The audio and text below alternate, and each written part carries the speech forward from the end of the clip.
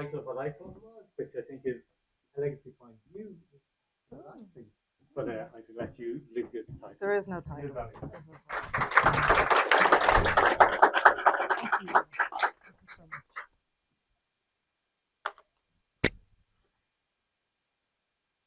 In July 1999, when I was 21, my dad died in a mountaineering accident in Peru.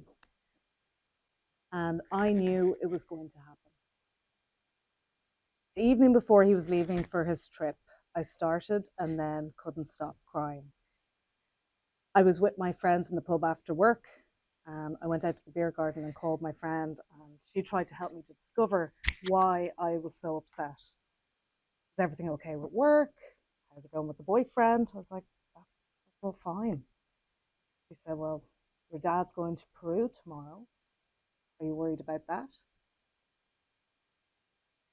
Couldn't breathe, couldn't talk. I started crying so hard, I started wailing. And then I caught my breath enough to say, he's going to die.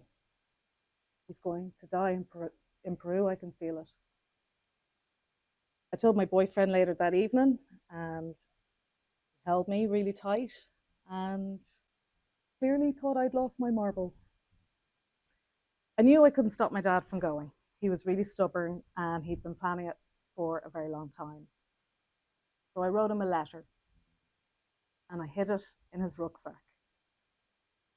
In it, and I can quote it verbatim because it came back with his belongings.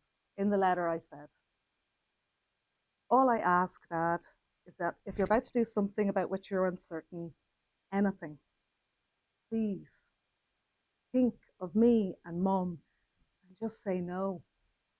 Please don't do it. If you feel like you're getting altitude sickness, just come down the mountain. It will make you no less of a man. Please remember these words. I love you and will miss you so much. My dad's response came in the form of a postcard. I found your letter. There's no need for the lecture. I'm here for a good time and want to come back. 2 weeks later, my mum got a call from the Department of Foreign Affairs to tell us Dad was missing. She called me at work to tell me, and my boss drove me home in silence.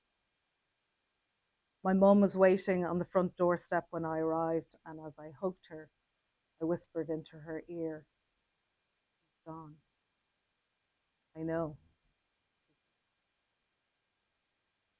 We went through the motions of not one, but 2 search parties who retraced my dad's steps through accounts from other expeditions who had seen my dad on his way back down Huascarán, the tallest mountain in the Andes. He had reached the peak.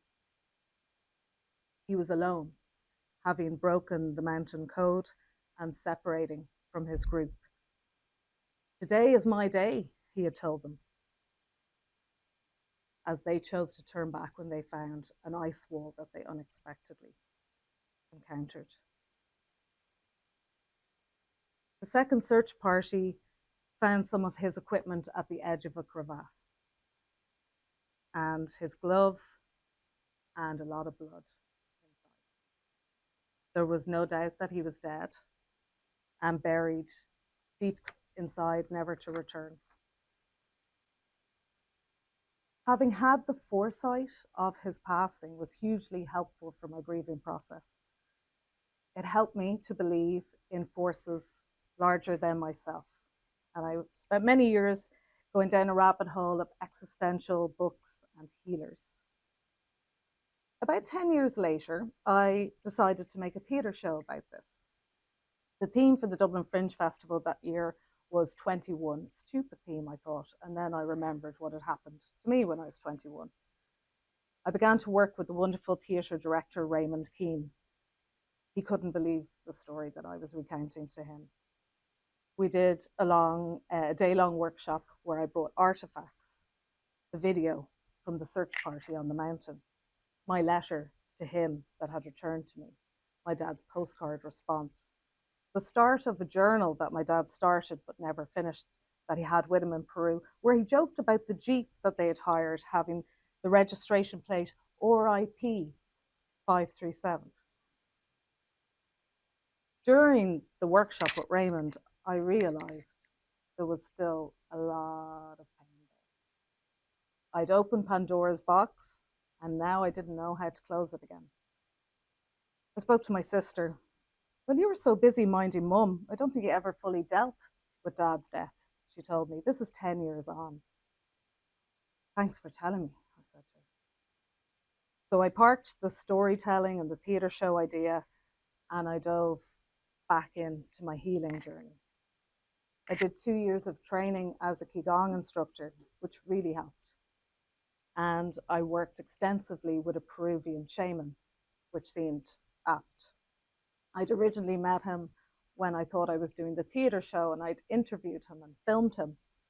And I was looking so hard for answers. And I said to him, what's the significance? What's the significance of my dad dying in the mountains in Peru? And he laughed, and he really laughed, like belly laughed. I'm like, that's a bit inappropriate. And he said, there's no significance. The mountain told your dad today was not his day, and he didn't listen. So the mountain does what the mountain does, and it threw him off. During a healing session with Roberto, the Peruvian shaman, I had this strong visual of the grief. And it was this big black ball in front of me in my mind's eye as I had my eyes closed. It was so vivid. It was like I could reach out and touch it. The shaman, for what seemed like hours, held huge condor wings and swooped them, circling them continuously to shift and transform the energy.